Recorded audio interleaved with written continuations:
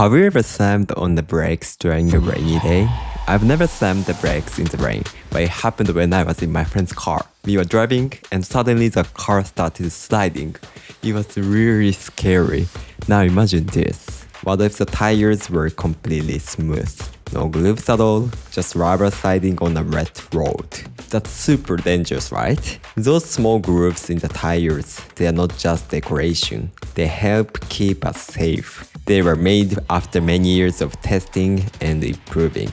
Tires only touch the road in 4 small spots. It doesn't look like much, but those spots are really important for your safety. So today let's find out, why do tires have grooves and what happens if they don't? Have you ever looked at your tires and wondered, why do they have those lines? At first I thought they were just for style. They are cool and tire brands show their identity. But no, they are really important. You see, roads aren't always smooth. Some have bumps, cracks, or are a bit rough. The grooves help the tire bend and move with the road. Without grooves, the tire can't grip well. The rides feel bumpy, and the car can slip more easily.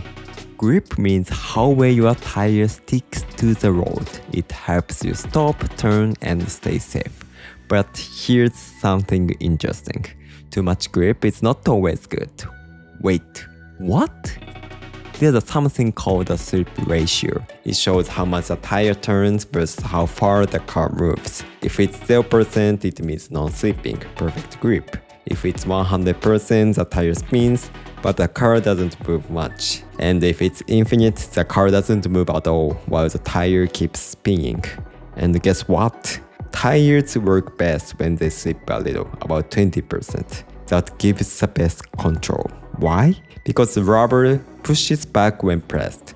This helps the tire stick better to the road. So tire makers design grooves to give the best balance. Not too much slip, not too little.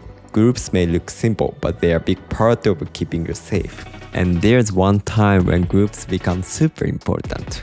When it rains. Rain makes a thin layer of water on the road. If your tires have no grooves, they can slide on top of the water. That's called hydroplaning. It's like sliding on ice, you lose control. But grooves push the water out. They help the tire stay connected to the road even when it's wet. That's how they keep you safe. So now we know grooves are super important, but what if there were no grooves at all? What if every tire in the world was smooth, like a donut? Sounds kind of funny, right? But actually, it will be really bad. First, the ride would feel terrible. Your car would shake and bounce all the time. It will be very uncomfortable. Some people might even feel sick. And on rainy days, you know that moment when it's raining hard and your wipers are going fast but you still can't see clearly? Now imagine driving like that with both tires with no grooves. Your car might just keep sliding.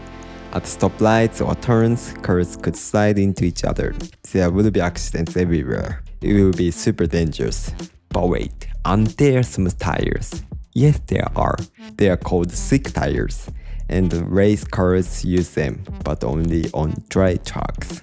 On dry roads, slick tires can grip better because there's more rubber touching the ground. But when it rains, even race cars change their tires to rain tires with special grooves for wet roads. In racing, that's the rule. Change tires when the weather changes. Why? Because grooves help stay safe. And even regular tires wear down over time. When the tread gets thin, it takes longer to stop. Sometimes 10 meters or more. That's a big deal. It could mean the difference between a safe stop and a crash. That's why in some countries like Japan, there's a law. Tires must have at least 1.6 mm of thread. Because safety starts at one place, where your tires touch the road. Now we know grooves are super important, but where did tires even come from? To find out, I went to the Bridgestone Innovation Gallery in Tokyo. It was full of amazing stories about tire history. And honestly, I was surprised by how far tires have come. Let's go back in time, way back. Before rubber, before grooves. Back then, people used horse carts. The wheels were made of wood and iron. No rubber, no air, no shock absorption. The ride was loud, bumpy, and honestly awful. Later, during the Industrial Revolution, people started trying rubber on wheels. It helped a little, but the ride was still rough. Then came one special moment, and it all started with a simple question from a kid. A little boy asked his dad, "Dad, how can I ride my bike faster and more easily?" At first, the dad just said, "Keep practicing." But that question stayed in his mind. It kept coming back. How could riding become easier? And finally, he had an idea. In 1888, he built the first air-filled tire for his son's tricycle. The dad's name was John Boyd Dunlop. Yes, the Dunlop from the tire company. Thanks to his invention, bike rides became smooth and comfortable. The tire could absorb bumps and shaking from the road. And you know what? It's kind of amazing, right? How a child's simple question can lead to an invention that changes the world. That's the kind of thing I love, when curiosity turns into something real. Later in 1904, a German company called Continental made the first car tire with grooves, and in 1908 in the US, someone made a tire with the words "non skid" carved right into the tread. Not stylish, but definitely clear, grip was serious. Then came a huge breakthrough in 1946. The company Michelin made the first radial tire.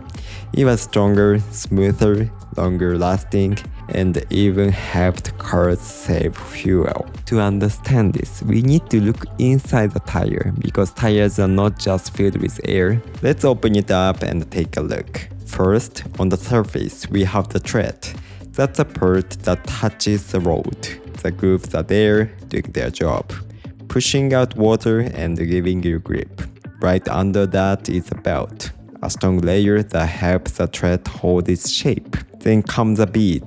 This is what keeps the tire locked onto the wheel. And deep inside, there's something called a carcass. It's made of strong fibers built into the rubber. This gives the whole tire strength and flexibility. Here's where it gets interesting.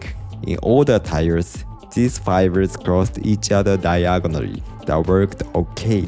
But there was a better way. In 1946, the company Michelin asked a new question.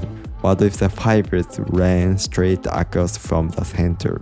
That idea became the radial tire, and it completely changed the game. Radial tires were more stable, lasted longer, driving smoother. And because they rode more easily, cars could use less fuel. Today, radial tires are the global standard. Almost every car uses them. So what's next for tires? At Bridgestone, engineers are working on something new and exciting. Airless tires. These tires don't use air at all. Instead, they have a flexible structure inside, like a bendable skeleton. The result? No air, no pressure, and no more flat tires. And there's more. Engineers are also working on a lunar tire, a tire made for driving on the moon. It's built with springs and special materials. It can stay on top of soft ground like sand or dust, and it can survive very harsh environments. Why not use rubber? Because rubber can't survive the radiation and temperature changes on the moon. So these space tires are made of special metal materials.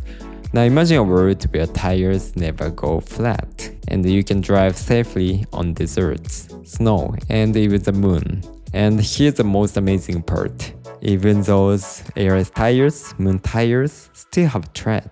No matter how far we go, no matter how advanced tire material become, tires still need grooves to connect with the ground and keep us safe. I never really cared about tire tread before, but now I can't unsee it. Those tiny grooves, they've been saving lives all along, and I had no idea. It's kind of wild, right? Something we totally ignore turns out to be one of the most important safety features we have.